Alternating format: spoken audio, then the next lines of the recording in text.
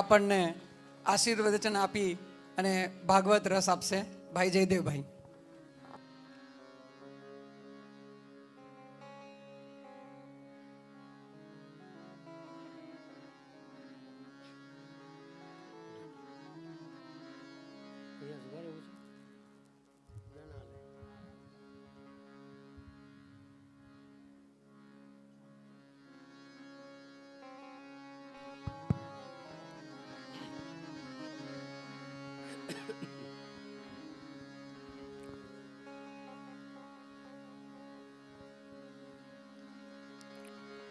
यन्त प्रविश्य मम वाचमिमं प्रसुप्तां सञ्जीवयत्यखिलशक्तिधरस्वधाम्नाम् अनियांसहस्तचरणश्रवणत्वगादीन् प्राणान्नमो भगवते पुरुषाय तुभ्यम् पाण्डुरङ्गं नमामि.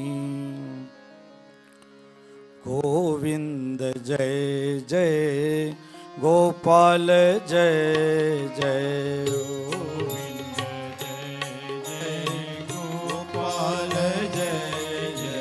गोविन्द जय जय गोपाल जय जय गोविन्द जय जय गोपाल जय जय हरे राधा रमण हरि गोविंद जय जय राधा रमण हरि गोविंद जय जय हरे राधा रमण हरि गोविंद जय जय राधा रमण हरि गोविंद जय जय जय गोविंद जय जय गोपाल जय जय गोविंद जय जय गोपाल जय સૌને લાગે પ્યારો સર્વનો સહિયારો કૃપાનો ક્યારો સિદ્ધાંતનો મિનારો એવા નંદનંદન યશોદાનંદન દેવકી નંદન વ્રજવલ્લભ ભગવાન દ્વારકાધીશ પ્રભુના ચરણ કમળમાં પ્રણામ કરી જેની આધ્યાત્મિક ઊંચાઈ એ એવરેસ્ટને આબી જાય, જેના મનની વિશાળતા એ આકાશને આબી જાય, જેના હૃદયનું ઉડાણ એ સમુદ્રને આબી જાય અને જેનું સ્મરણ કરતા દુર્વૃત્તિઓ દૂર ભાગે, સદવિચારોનો ધોધ વહેવા માંડે અને હૃદય વીણાના તાર જણજણી ઉઠે એવા જગતસ્વરૂપ ભગવાન શ્રી રંગાવધૂત બાપજીના ચરણ કમળમાં પ્રણામ કરી પરમહંસોની સંહિતા અને ભગવાનનું વાંગમય સ્વરૂપ એવા ભાગવતજીને પ્રણમી અને છેલ્લા 5 દિવસથી તમને જે બધાને આનંદ કરાવી રહ્યા છે, તમને બધાને એવું થતું હશે કે બોલવા માટે તો ત્યાં ઊભા રહેવાનું છે, પણ અહીંયા શું કામ ઊભા છે, હું અહીંયા શું કામ ઊભો છે એનો જવાબ હું તમને આપું.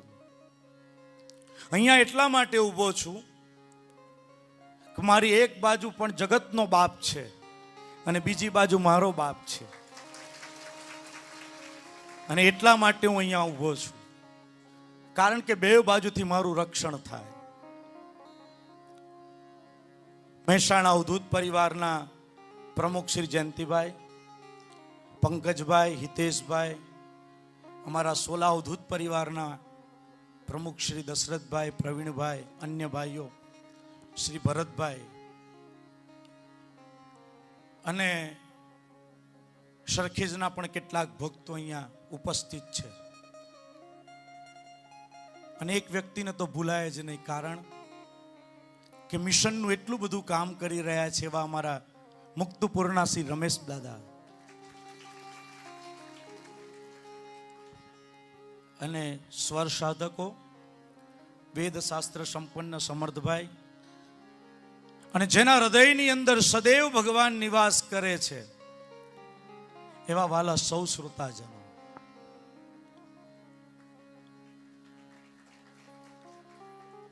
શહેરમાં લોકોને ભેગા કરવા હોય ને તો રવિવાર જોઈએ, ગામડામાં લોકોને ભેગા કરવા હોય તો જમણવાર જોઈએ. કોઈ તીર્થ ક્ષેત્રમાં માણસ ભેગું કરવું હોય ને તો કોઈક તહેવાર જોઈએ. પણ માણસ મૃત્યુ પામે અને મૃત્યુ પામ્યા પછી એની સ્મશાન યાત્રામાં જો માણસ ભેગું કરવું હોય ને તો એ માણસનો વ્યવહાર જોઈએ. અને વ્યવહાર શીખવવાનું કામ એ શ્રીમદ ભાગવત કરે છે. શ્રીમદ ભાગવત એટલે શું? કે જેમાં શબ્દે શબ્દે અજાયબી છે એ શ્રીમદ ભાગવત છે. વેદ વ્યાસની વિચાર ક્રાંતિ એટલે શ્રીમદ ભાગવત. જ્ઞાન ભક્તિ અને વૈરાગ્યનો સમુદ્ર એટલે શ્રીમદ ભાગવત. તમે બધા સુંદર મજાનું સાદર શ્રવણ કરી રહ્યા છો. કથામાં કોણ આવી શકે? તો કે જેના પુણ્યનો ઉદય થાય એ ભગવાનની કથામાં આવી શકે છે. હું તો અહીંયા ઉજા ઉમિયા માતાના મંદિરે યજ્ઞ કરાવવા માટે આવ્યો હતો અમારા વેદ શાસ્ત્ર સંપન્ન અતુલભાઈની સાથે. પણ સહજ વિચાર આવ્યો કે કાકાની કથા ચાલે છે તો લાવ થોડોક ક્ષણ કથામાં જવું. પણ કથામાં એ આવી શકે છે કે જે ભાગ્યશાળી હોય, જે પુણ્યશાળી હોય. અને હું તો અવારનવાર કથામાં કહું છું હિતેશભાઈ કે કથામાં આવે તેને ફાયદો ને ન આવે તેને ફાયદો.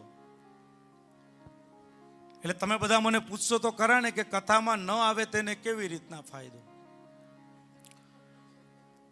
હવે સાસુમાં કથામાં આવ્યા હોય તો ઘરે વહુને 3 કલાક શાંતિ કે નહીં? એને શીરો બનાવીને ખાઈ લેવો હોય તો પણ ખાઈ લે. અને સાસુ તો કથામાં આવ્યા જ છે એટલે એમને હાજે શીરો મળવાનો જ છે. હા, જુઓ આ ભગવાનની કથા આ આપે છે. તમે ઘરે બેઠા હોત આ સમયે તો તમે આવું ખડખડાટ હસી શક્યા હોત? ના. આ ભગવાનની કથા એ આનંદની કથા છે અને એટલે તમે બધા ખડખડાટ હસી રહ્યા છો. ભગવાનની કથા એ તનનું આરોગ્ય આપે છે. ભગવાનની કથા એ મનનું આરોગ્ય આપે છે. મારે 2 વાત કરવી છે. ભલે ઘડિયાળમાં સમય થયો છે, મેં જોયું કે 7 વાગ્યા છે, પણ હું તમને બધાને પૂછું. તમારા વિસ્તારનું તો મને ખબર નથી, પણ અમારા વિસ્તારમાં તો રાતના 9 વાગે નક્કી થાય કે ઘરમાં શું બનાવવાનું છે. તમારે અહીંયા કેવું છે ખબર નથી. તમે 9 વાગે સૂઈ જાઓ છો, સારું, તો હું વધુ સમય નહીં લઉં. હા હા, પણ જે આપણે કથામાં બેઠા છે એ કથા શું છે? મારે 2 વાત કરવી છે તમને. કે કથામાં આવ્યા પછી જીવનમાં લેવા જેવી કેટલીક વસ્તુઓ છે અને એ વસ્તુ જો આપણે નહીં લઈએ તો જે અખાએ કહ્યું કથા સુણી સુણી ફૂટા કાન તોય ન આવ્યું બ્રહ્મ.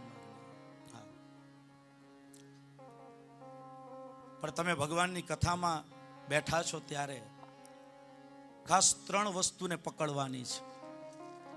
સૌથી પહેલા કથામાંથી ઊભા થાવ તો એક નિયમ લેજો. બીજું કે કિરીટ કાકાએ જેના પર બહુ ભાર મૂક્યો છે કથા દરમિયાન, નિયમની અંદર ભગવાનના જાપ કરજો. અને ત્રીજી વસ્તુ બહુ મહત્વની છે કે તમે નિયમ લેશો, ભગવાનના જાપ કરશો તો ચોક્કસ આ જગતના નાથની અંદર તમને વિશ્વાસ બેસશે ને બેસશે. હવે નિયમ લેવાનો તો કેવો નિયમ લેવાનો? એક માણસ હતો ને, કોઈ દિવસ કથામાં જાય નહીં પંકજભાઈ, પણ પત્નીએ કહ્યું કે તમે કેવા છો, આ તમારો જન્મ એડે જશે, કથામાં ચાલો ચાલો. GIDC ના હોલમાં કથા ચાલે છે. કથામાં આવ્યો માણસ, કથામાં બેઠો. કથા સાંભળ્યા પછી એને મનમાં શું થયું? એને નક્કી કર્યું કે આપણે કંઈક નિયમ લેવો છે. હવે આ તો નાસ્તિક માણસ, એટલે એને નિયમ લીધો કે ગધેડાનું મોઢું જોઈશ પછી જ મારું નિત્ય કર્મ હું કરીશ. કારણ શું? તો કે એના ઘરની બહાર જ સામે કુંભાર રહે, અને કુંભારને ત્યાં ગધેડું હોય એટલે સવાર ઉઠે, ગધેડાને જુએ અને નિત્ય કર્મ કરે. થોડાક એક દિવસ થયા, કુંભારને કંઈક કામ હશે એટલે ગધેડાને લઈને વહેલી સવારે નીકળી ગયો. પેલો માણસ તો સૂર્યવંશી હતો. હા, કવિ સુરેશ દલાલ એવું કહેતા હતા કે હવે સૂર્યોદય જોવા માટે પણ પર્યટનો ગોઠવવા પડશે. હા, એટલે ઉઠ્યો, જોયું તો ગધેડું હતું નહીં, આખા ગામમાં ફર્યો. કોઈકે કહ્યું કે કુંભાર તળાવના કિનારે ગધેડાને લઈને ગયો છે. એટલે દોડતો દોડતો ત્યાં તળાવના કિનારે પહોંચ્યા. તળાવના કિનારે જ્યાં પહોંચ્યા ને ત્યાં 5 ફૂટ દૂર હશે અને ગધેડાને જોયું, અને પાછો ફરવા માટે જ્યાં જાય છે ત્યાં કુંભાર બોલ્યો કે જે જોયું તેમાં 2 ભાગ. પેલાને થયું કે મેં તો ગધેડાને જોયું, એમાં શાના ભાગ? એટલે કુંભારની પાસે જઈને પૂછે છે કે શામાં મારો ભાગ? બોલે અહીંયા 4 ચરુ નીકળ્યા છે, એમાં 2 ચરુ તારા અને 2 ચરુ મારા. આ કથા કહીને મારે તમને કહેવું છે એટલું કે એક ગધેડાનું મુખ જોવાનો નિયમ રાખવાથી જો ચરુ મળતા હોય તો આપણા નારેશ્વરના નાથના દર્શન કરવાનો નિયમ રાખીએ તો શું ન મળે? બીજી વાત કે ભગવાનનું નામ શું કરે છે? એક સંત હતા ને, તે માળા ફેરવતા હતા. હું તમને બધાને ખાસ કહું, પ્રમુખ સ્વામી મહારાજ કહેતા કે તમે જો માળા પકડશો ને તો માલા માલ થઈ જશો. હા, અને માળાનો તો બહુ મહિમા છે. હું કથામાં કહું છું, દશરથ કાકા તમે તો સાંભળ્યું છે હરિદ્વારમાં, કે સોનાની માળા રાખશો ને તો તમારી પાસે ચોર આવશે, પણ જો તુલસીની માળા રાખશો ને તો તમારી પાસે માખણ ચોર આવશે. હા, પણ માળાથી જપ કરો. એક સંત બેઠા હતા ને માળાથી જપ કરતા હતા. એક જમાદાર આવ્યો, ખભા ઉપર બંદૂક છે, અને સંતને પૂછે છે કે આ તમે શું કરો છો? બોલે માળાથી જપ કરું છું. બોલે જપ કરવાથી શું થાય? એટલે સંતે કહ્યું કે તારા ખભે બંદૂક છે, બંદૂકથી શું થાય? એટલે જમાદારે તરત જ બંદૂક કાઢી આકાશમાં ઉડતું જે પંખી હતું ને એ પંખીને ગોળી મારી અને પંખીને નીચે પાડી દીધું. સંતને કહે છે કે જો મારી બંદૂકથી આ થાય. હવે પૂછે છે કે તમારી માળાથી શું થાય? અને ત્યારે સંત ઊભા થયા અને જે પંખી મરી ગયું હતું ને એ પંખીની પાસે જઈ પોતાની માળા જ્યાં અડકારીને ત્યાં પંખી ઉડતું થયું. અને એ સંતે કહ્યું કે તારી બંદૂક એ મારવાનું કામ કરે છે અને મારી માળા, મારા મંત્રનો જાપ એ જગતના લોકોને તારવાનું કામ કરે છે. અને ત્રીજી વાત, આ વાત કહીને હું મારી વાણીને વિરામ આપીશ, કારણ કે મને ખબર છે કે બહાર કાઉન્ટર ગોઠવાઈ ગયા છે. હા હા, અમારે તો છે ને આ માઇક મળે ને, નેતાને માઇક મળે ને વક્તાને માઇક મળે. હા, પછી કેટલું બોલે એ નક્કી નહીં. અમારા કિરીટ કાકાએ આપણે સુરત પ્રવચનમાં કહ્યું હતું કે આ માઇક મળે ને પછી અમારે બોલવાનું ને, એ બોલવું એ અમારો ધંધો નથી. હા, બોલવું એ અમારો ધર્મ છે. સ્વામી તદ્રુપાનંદજી એવું કહેલું કે તમને બોલવા માટે ભગવાને નિમિત્ત કર્યા છે, અને જો નહીં બોલો તો તમે અપરાધી છો. હા, અને ત્રીજી વસ્તુ બહુ મહત્વની છે કે પરમાત્મામાં વિશ્વાસ આવવો જોઈએ. કેવો વિશ્વાસ? ગુરુ લીલામૃતમાં અર્જુનને આવ્યો, ભલે પડે આ દેહ પણ રહે ભાવ કાયમ. ભલે આ મારો દેહ પડી જાય પણ તમારા માટેનો ભાવ કાયમ રહે. એક નાની સરખી દીકરી સ્ટીમરમાં બેસીને જઈ રહી છે. એ સ્ટીમરની અંદર બધા વિદ્વાનો પણ હતા. સ્ટીમર મધુદરીએ આવ્યું ને અને સ્ટીમર ડૂબવા મળ્યું. બધા ચિંતિત થયા કે હવે થોડાક કલાકોમાં સ્ટીમર ડૂબી જશે. પણ એક નાની દીકરી નૃત્ય કરે છે. બધા વિદ્વાનો વિચાર કરે કે આ દીકરી નૃત્ય કરે છે, શું કામ નૃત્ય કરતી હશે? હવે કલાકોમાં તો મરી જવાનું છે. એ નાની દીકરી પાસે જઈને પેલા વિદ્વાનો પૂછે છે કે બેટા, હવે કલાકોના સમયની અંદર 1-2 કલાકમાં આપણું સ્ટીમર ડૂબી જશે, આપણે બધા મરી જવાના છે, તું નૃત્ય શું કામ કરે છે? જુઓ, એ નાની સરખી દીકરીએ જે જવાબ આપ્યો છે એ મારે ને તમારે જીવનમાં લેવા જેવો જવાબ છે. હા, દીકરીએ એમ કહ્યું કે ભાઈ, આ સ્ટીમરનો જે ચાલક છે ને એ મારો બાપ છે, અને મને મારા બાપ ઉપર વિશ્વાસ છે કે મારો બાપ મને ડૂબવા દેશે નહીં. બસ આ કથા સાંભળ્યા પછી આપણા બાપ ઉપર પણ આપણને વિશ્વાસ હોવો જોઈએ કે આ નારેશ્વરનો નાથ એ આપણને ડૂબવા દે નહીં. આપણી નાવડીને તો બરાબર ચલાવશે.